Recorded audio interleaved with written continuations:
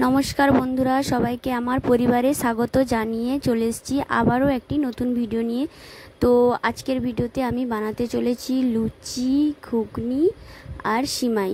তো লুচি বানানোর জন্য নিয়েছিলাম তেল আর ময়দা, রিফাইন তেল। আর এখানে ঘুগনি বানানোর জন্য দেখুন মটর আগে থেকে ভিজিয়ে রেখে আলু কেটে নিয়েছিলাম। আর মশলার জন্য নিয়েছি পেঁয়াজ, শুকনো লঙ্কা আর রসুন, আদা, নুন, হলুদ আর সরষের তেল।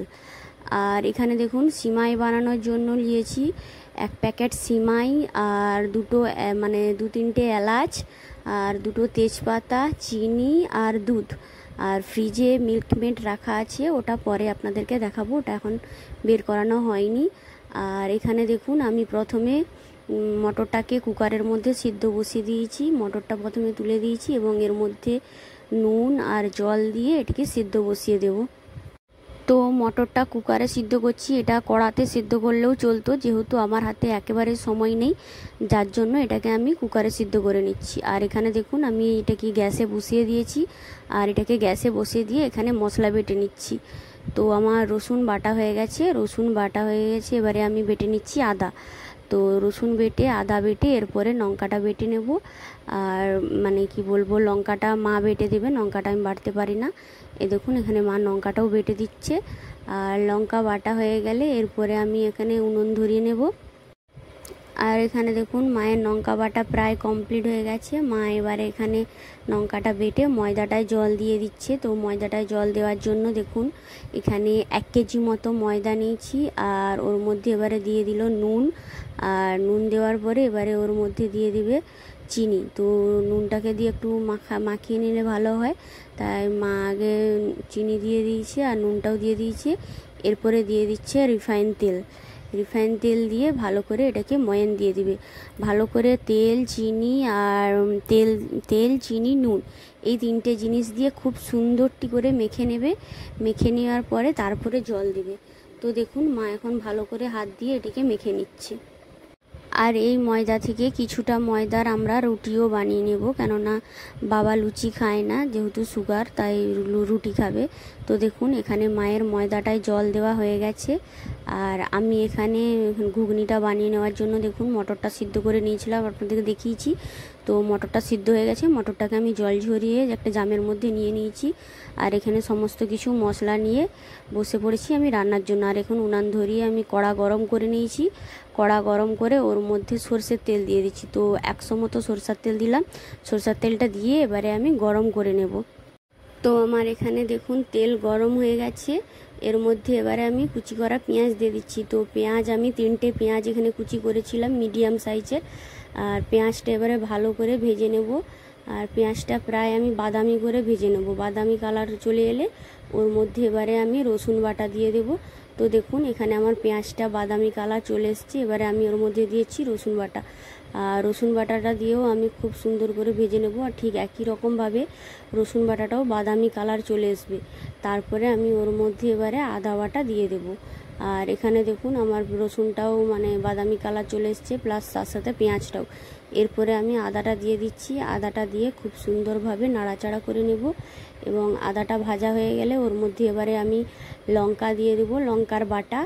আর হলুদ গুঁড়ো দিয়ে দেবো 1 চামচ মতো। লঙ্কাটা আমি 5-6টা লঙ্কা বেটেছিলাম। আর অল্প পরিমাণে একটু চিনি দিয়ে দেবো। আর অল্প পরিমাণে নুন দিয়ে দেবো। তো চিনি, নুন, লঙ্কা, হলুদ সমস্ত কিছুটা ওই পেঁয়াজ, রসুন, আদার মধ্যে মিশিয়ে নিয়ে ভালো করে মিশিয়ে নেব। এরপরে শিল ধুয়ে রাখা যে জলটা ছিল, মশলা জল, ওটা দিয়ে দেবো। ওটা দিয়ে ভালো করে কষিয়ে নেব। তো দেখুন আমি জলটা দিয়ে দিয়েছি আর ভালো করে কষিয়ে নিচ্ছি। আর এখানে আমার মশলাটা কষানো হয়ে গেছে। আর জলটাও দেখুন মরে গেছে, জলটা মরে মশলাটা কষানো হয়ে গেছে। এখানে আপনাদেরকে খুন্তিতে আমি একটু তুলে দেখাচ্ছি। আর এখানে দেখুন এরপরে আমি কি করলাম, মটরটা ওর মধ্যে দিয়ে দিলাম। মটরটা বলতে যে সিদ্ধ করে রেখে যে জল ঝরিয়ে মটরটা রেখেছিলাম, ওটাকে আমি এবারে ওর মধ্যে দিয়ে দিলাম। মটরটাকে ওর মধ্যে দিয়ে খুব সুন্দর করে কষিয়ে নেব।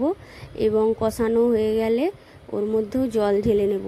তো দেখুন এখানে আমার মটর কষানো হয়ে গেছে, আপনাদেরকে আমি দেখাচ্ছি। আর সাইড থেকে তেল বেরিয়ে গেছে। আর যে কোনো মশলা কষানোর সময় সাইড থেকে তেল বেরিয়ে গেলে আপনারা বুঝবেন যে মশলাটা কষানো হয়ে গেছে। আর এখানে দেখুন মশলাটা কষানো হয়ে গেছে। আমি এর মধ্যে এবারে হাফ ঘটি মতো জল টেনে নিয়েছি ঝোল করার জন্য।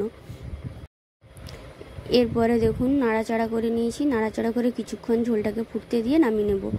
আর এখানে ততক্ষণ মা দেখুন লেচিগুলা কেটে নিচ্ছে। তো মায়ের ময়দাটা জল দিয়ে প্রায় 10-15 মিনিট ঢাকা দিয়ে রেখেছিল, তারপরে ঘুরে আবার দেবে লেচিগুলো কেটে নিচ্ছে। আর এখানে দেখুন আমার ঝোলটি প্রায় মানে কি বলবো ফুটে গেছে। এবারে আমি একটি পাত্রে এটাকে ঢেলে নিচ্ছি। আর এখানে দেখুন আমি জামের মধ্যে এটাকে ঢেলে নিয়েছি। আর ঘুগনির কালারটা দেখুন, আর আমি ঘুগনিটা কিন্তু পাতলাই করেছি, খুব গাঢ় করিনি। আর এবারে এখানে আমি সিমাইটা বানানোর জন্য দেখুন এখানে মিল্ক মেডটা বের করে নিয়েছি। মিল্ক মেড নিয়েছি, চিনি, এলাচ, তেজপাতা, সিমাই, দুধ আর সাদা তেল। আপনারা চাইলে এখানে ঘিও নিতে পারেন, তো আমি ঘি নিচ্ছি না, যেহেতু লুচি হচ্ছে তার জন্য ঘি নিলাম না। আর এখানে দেখুন কড়াটা ধুয়ে পরিষ্কার করে আবার ঘুরে উনুনে চাপিয়ে গরম করে নিয়েছিলাম। আর গরম হয়ে যেতে ওর মধ্যে অল্প পরিমাণে সাদা তেল দিয়ে দিয়েছি সিমাইটা ভেজে নেওয়ার জন্য। দিয়ে ভালো করে তেলটাকে চাড়িয়ে নিচ্ছি। চাড়িয়ে নিয়ে এখানে দেখুন তেলটা গরম করে নিয়েছি। এবারে ওর মধ্যে 1 প্যাকেট যে সিমাই নিয়েছিলাম, সিমাইটাকে এবারে ভালো করে আমি নাড়াচাড়া করে নিয়ে ভেজে নেব। আর সিমাইটা ভাজবো প্রায় লাল লাল লাল টাইপের কালার চলে আসবে, 2-1টা সাদা থাকবে, বাদবাকি যত সিমাই সমস্ত লাল লাল কালার চলে আসবে। তো তেজপাতাটা আমি তেলের মধ্যে দিতে ভুলে গিয়েছিলাম, যার জন্য আমি তেজপাতাটাকে সিমাইয়ের মধ্যে দিয়ে দিয়েছি। আপনারা ওটাকে তেলের মধ্যে দিতে পারেন। এখানে দেখুন বন্ধুরা আমার সিমাইটা ভাজা হয়ে গেছে। সিমাইটা আমি ঠিক যেরকম বলেছিলাম যে 2-1টা সাদা থাকবে আর 2-1টা লাল থাকবে, সেরকম ভেজে নেব। আর ভাজা হয়ে যেতে এর মধ্যে এবারে দুধটা দিয়ে দিলাম। দুধটা আমার প্রায় মানে 250 মতো দুধ ছিল, মানে যাকে বলা হয় 1 পোয়া। আর এটাকে ঢেলে নিয়েছি। এরপরে আমি এর মধ্যে চিনি দিয়ে দিচ্ছি। চিনি দিয়ে এর মধ্যে এবারে যে এলাচগুলো দিয়েছিলাম, এলাচগুলোকে খুব সুন্দর করে ছিঁড়ে নিয়েছি, ছিঁড়ে ওর মধ্যে দিয়ে দিয়েছি। এরপরে ওর মধ্যে দিয়ে দেবো মিল্ক মেডটা। তো মিল্ক মেডটা আমার পুরোটা নেই, আছে অল্প পরিমাণে, কেননা বেটুর বার্থডেতে নিয়ে এসেছিলাম পায়েস করার জন্য, ওইখানে অল্প পরিমাণে বেঁচে গিয়েছিল, সেটাকে আমি সিমাইয়ের মধ্যে দিয়ে দিচ্ছি। আর এখানে দেখুন আমি মিল্ক মেডটা দিয়ে দিয়েছি। আর এখানে সিমাইটা আমার ফুটে গেলে, ফুটে মানে ঠিক খাপ খাপ টাইপের হয়ে গেলে আমি এবার এটাকে নামিয়ে নেব। তো বেশি খাপ খাপ করবো না, হালকা পাতলা টাইপের রাখবো, কেননা বেশি খাপ খাপ করলে যখন ঠান্ডা হয়ে যাবে না তখন একবারে টাইট হয়ে ঢিলের মতো হয়ে যাবে। আর এখানে দেখুন আমি এটা নামিয়ে নিয়েছি।